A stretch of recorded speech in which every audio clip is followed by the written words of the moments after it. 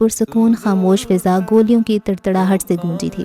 रियाज को अपनी सांसें रुकती हुई महसूस हुई थीं। फ़ोन उसके हाथ से नीचे जा गिरा था।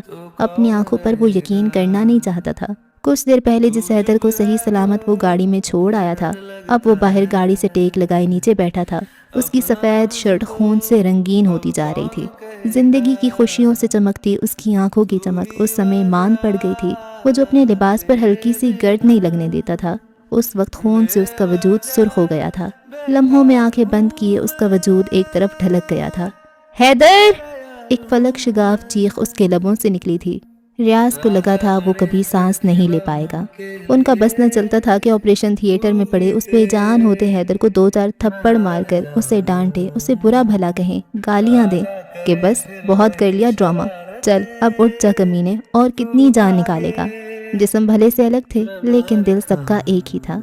जब जिस्म के किसी हिस्से में तकलीफ होती है तो पूरा जिस्म दर्द से तड़प उठता है, और फिर अंदर ज़िंदगी और मौत की जंग लड़ता वो इंसान उनके लिए दिल की ही अहमियत रखता था। इतनी देर से वो तकलीफ़ में था तो उनको कैसे चैन पड़ सकता था। ये दोस्ती भी न जाने कितना अजीब रिश्ता है, जिससे सबसे ज़्यादा लड़ते हैं उसी पर जान छिड़कते हैं।